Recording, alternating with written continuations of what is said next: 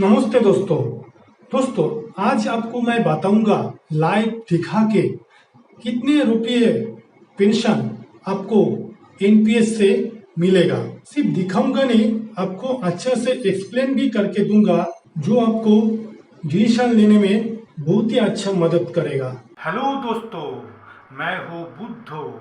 आपको यही बताना चाहता हूँ, पैसे की सही इस्तेमाल से पैसे की कीमत बढ़ता है, जिंदगी में खुशी आ जाता है और इस खुशियाँ में मानी से हानि चैनल आपका साथ है।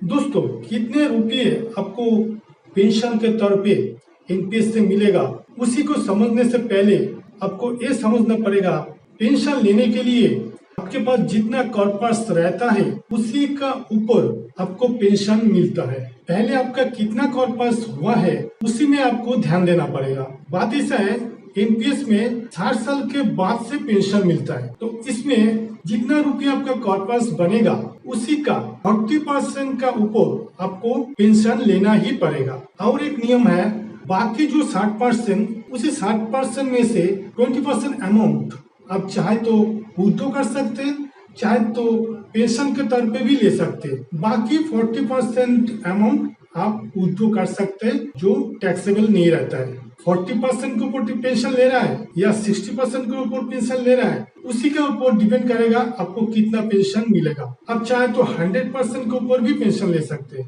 देखना पड़ेगा आप किस उम्र में एनपीएस में इंटर किए थे, क्योंकि अगर कम उम्र में इंटर किए थे तो आपको एसेट एलोकेशन में इक्विटी एक्सपोजर ज्यादा मिलेगा, तो मैक्सिमम 75% तक मिलता है। अगर आप ज्यादा उम्र में शुरुआत किए थे, इक्विटी एलोकेशन का परसेंटेज कम मिलेगा। उम्र का हिसाब से ही एसेट एलोकेशन करना चाहिए। तो इसके ऊपर डिपेंड करता है आपको कितना पेंशन मिलेगा। इसमें जो स्कीम में जो 7 कंपनियां दिखाई दे रहा है, हर कंपनी के फंड मैनेजर का परफॉर्मेंस एक जैसा नहीं है, लेकिन बहुत खास फर्क नहीं होता है। फंड मैनेजर भी बदल कर सकते हैं, हर साल ही बदल कर सकते हैं। जिस फंड में इक्विटी एक्सपोजर ज्यादा है उसमें लगभग 10 से 12% रिटर्न मिलता है, और जिस फंड में इक्विटी एक्सपोजर कम है, कॉर्पोरेट बॉन्ड्स और गवर्नमेंट सिक्योरिटीज का एक्सपोजर ज्यादा है, उसमें रिटर्न कुछ कम मिलता है। मोटा मोटी मान लीजिए 8 से 10% मिलता है। और एनपीएस पेंशन में एक कानून बता देता हूँ, जैसे 60 साल की उम्र के बाद आप पेंशन ले सकते, आप चाहे तो डिफर्ड करके 65 या 70 साल के बाद भी ले सकते, आपका कॉर्पस या फंड वैल्यू ज्यादा करके ज्यादा पेंशन लेने के लिए। चलिए मैं अभी आपको लाइव दिखा रहा हूँ एनपीएस में आपको कितना पेंशन मिलेगा। NPS CRA.NSDL.co.in साइट में जाना पड़ेगा। जाने का बाद आपको देखिए, इसमें एक तो बटन है एन्युटी सर्विस प्रोवाइडर, इसमें क्लिक करना पड़ेगा।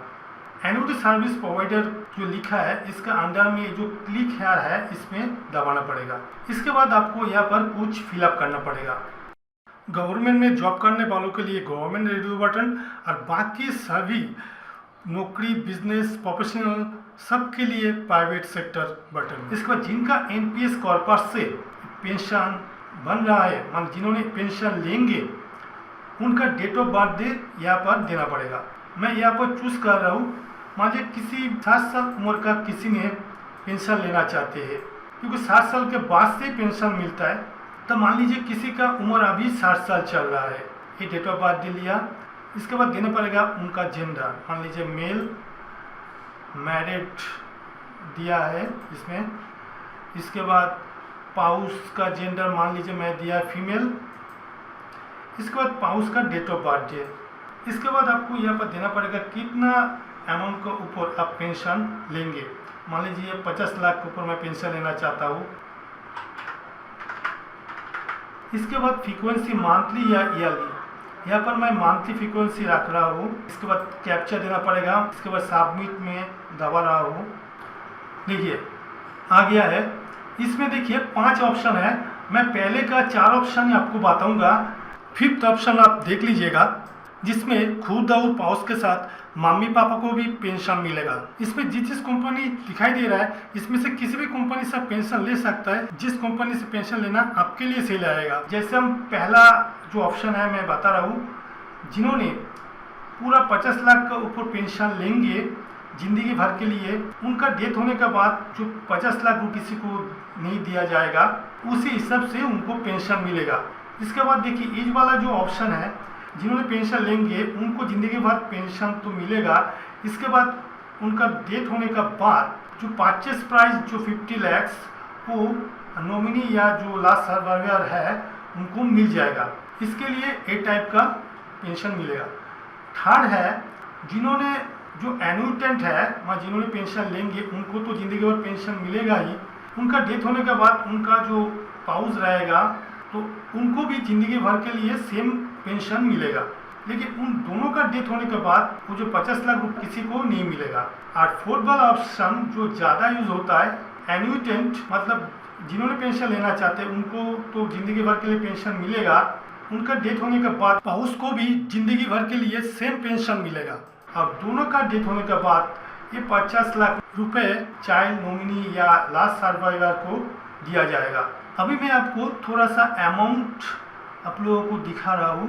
देखिए LIC का जो इसका जितना अमाउंट मंथली पेंशन मिलेगा, देखिए SBI में उससे ज़्यादा पेंशन मिल रहा है। स्टार यूनियन डाइचाई में उससे भी ज़्यादा पेंशन मिल रहा है। देखिए LIC से ज़्यादा पेंशन मिल रहा है HDFC में और LIC से कम पेंशन मिल रहा है ICICI में। अभी मैं ये लास्ट ज़्यादा लोगों ने यूज़ करते जो फोर्थ वाला उसी को मैं दिखा रहा हूँ।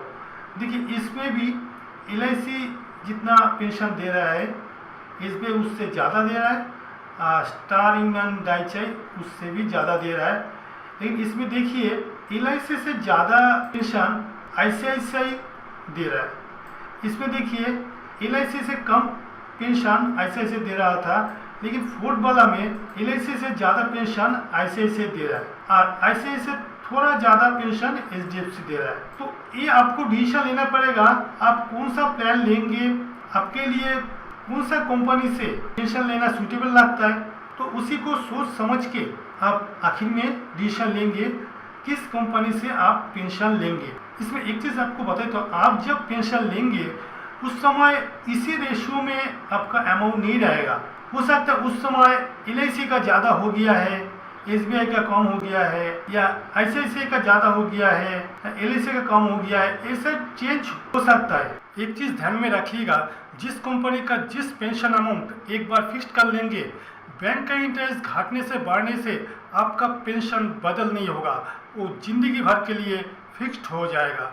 और एक चीज़ आपको ऊपर में दिखा रहा हूँ, जैसे मैं यहाँ पर 60 साल का हिसाब से दिखाया, आप चाहे तो चेंज करके 65 एज या 70 एज का हिसाब से भी इस पेंशन देख सकते हैं। ज़्यादा उम्र से पेंशन शुरुआत करेंगे, पेंशन का वैल्यू भी उतना ज़्यादा हो जाएगा। जिनका NPS नहीं है लेकिन 2-4 SIP चल रहा है, अगर आप 60 साल के बाद एक लमसम अमाउंट से इमीडिएट एन्युटी से पेंशन लेंगे तो आपको कितने पेंशन को मिल सकता है, तो वो भी मैं आपको दिखा दे रहा हूँ। देखिए इकोनॉमिस्ट टाइम्स का एक आर्टिकल, पुराने एक आर्टिकल से मैं आपको ये दिखा रहा हूँ। यहाँ पर भी बहुत सारे ऑप्शन है। मैं ये जो लास्ट वाला option joint life option with, इसमें शो कर रहा है 10 लाख परचेस प्राइस के ऊपर इसमें सब कुछ आ रहा है और इसमें एनुअली बेसिस में शो कर रहा है। NPS में जैसे आप मंथली बेसिस में देखे थे, ये एनुअल बेसिस में देखिए इसमें जो 60 साल से आप देख लीजिए, क्योंकि NPS से आपको 60 साल से मिलता है तो मोटा मोटी आपको समझ में आ जाएगा। NPS में आप देखे थे LIC से ज़्यादा पेंशन मिल रहा था, SBI में यहाँ पर देखिए SBI से ज़्यादा पेंशन मिल रहा है LIC में, और देखिए LIC और SBI से ज़्यादा पेंशन यहाँ पर मिल रहा है ICICI, HDFC से भी ज़्यादा पेंशन मिल रहा है ICICI। इसमें किसी भी हार्ड एंड फास्ट रूल नहीं है कि आपको इसी कंपनी से ही पेंशन लेना चाहिए। आप जिस समय लेंगे उस समय जो आपके लिए सही लगेगा, जो अमाउंट सही लगेगा और जो कंपनी आपके लिए सही लगेगा, इस कंपनी आपके लिए सूटेबल लगेगा, उसी कंपनी से ही आप पेंशन लीजिए। दोस्तों सब कुछ देखने के बाद आपको समझ में आ गया है NPS से ही आपको पेंशन लेना पड़ेगा, ऐसा खास कुछ जरूरी नहीं है। आप चाहे तो इमीडिएट एन्युटी से भी पेंशन ले सकते हैं।